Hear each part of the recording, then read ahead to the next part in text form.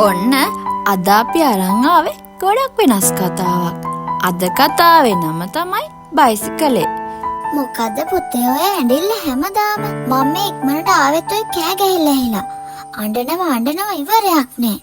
නිමල් කියන්නේ අවුරුදු 12ක පුංචි පිරිමි ළමයෙක්. එයා තමයි පවුලට හිටපු එකම ළමයා.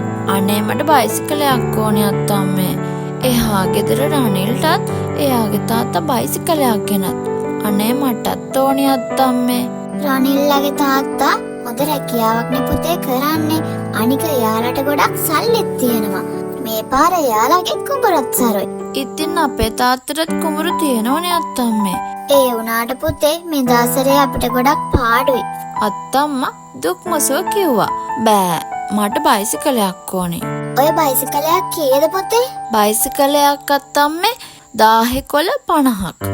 අම්මෝ එච්චර ගණන්ද? ඒක එච්චර ගණන් නෑ අත්තම්මේ. හරියට කියන්න. කීයද ඔගේ ගාණ? ඒත් 10,50ක් තමයි. අනේ මටත් බයිසිකලයක් ඕනේ. මං කිව්වයි නොකිව්වයි කියන්නේ පානිමල් ගෙට ගිහින් නිදා ගන්නවා. මගේ තරහ අවුස්සන්න නැතුව ආව මෙතන බයිසිකලයක් ගැන කියවන්න. සල්ලි නෑ කිව්වනේ මං. සල්ලි නෑ කියන්නේ සල්ලි නෑ. මං සල්ලි නෑ කිව්වහම තේරුම් ගන්නවා. නිමල්ගේ තාත්තා සැරෙන් නිමල්ට බනින්න වුණා. තාත්තේ මට බයිසිකලයක් ඕනේ. ඔයා මට බයිසිකලයක් අරන් දෙන්නෙත් නෑ. මොනවාද නිමල් ඔය කුටු කුටු ගාන්නේ? මං කිව්ව එක ඇහුණා නේද? යනවා ගෙට. කීප පාඩම් කරනවා. එවරත් නිමල්ගේ තාත්තා වුණා සිරිදාස සැරෙන් කිව්වා. ඕන් ඔය පොඩි ළමයාගේ ආසාව යන්නත් එක්ක එකක් අරන් දෙන්න ලොකු පුතේ. අනේ අම්මේ.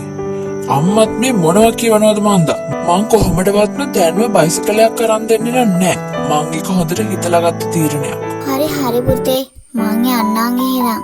ඔයාලා පරිස්සම් දොරවල් වහගෙන නිදා ගන්නකෝ කියලා නිමල්ගේ අත්තම්මා යන්න වුණා. ඉතින් දිනෙන් දින ගෙවුනේ හීයක වේගයෙන්. නිමල් ඒ දවස් ටිකේ ගොඩාක් දුකින් හිටියේ. එයාට බයිසිකලයක් නැති දුක හොඳටම දැනුණා. එක දවසක් නිමල් ඉස්කෝලේ ගිහින් එයා එමින් හිටියේ බණ්ඩ මුදලාලිගේ බොත්තේ කොනින්න උන දෙවටෙන්. ඒයි නිමල් ඉන්න. මේ රනිල්නේ. කෝනිමල් වාගේ බයිසිකලේ? අපේ තාත්තා ළඟ බයිසිකලයක් ගන්න සල්ලි නෑ කිව්වා රනිල්. ඒ වෙලේම නිමල්ගේ ඉස්කෝලේ යාළුවෝ හැමෝම රනිලුයි නිමලුයි හිටපු තැනට එකතු වුණා. එයාලා ආවේ එයාලගේ අලුත් මලුත් බයිසිකල් වලින්. හූ මේ බලන්නකෝ මේ නිමල්ට එයාගේ තාත්තා බයිසිකලයක් අරන් දීලා නෑ. හූ කියමු. එයාගේ ඉස්කෝලේ යාළුවෝ හැමෝම හූ කියමින් නිමල්ව විහිළුවට ගත්තා. එයාලා හූ කියපු නිසා හිතරෙදුන නිමල් අඬාගෙනම ගෙදර දුවගෙන ගියා. ඉතින් මේ කතාවේ අනිත් කොටස බලාපොරොත්තු වෙන්න.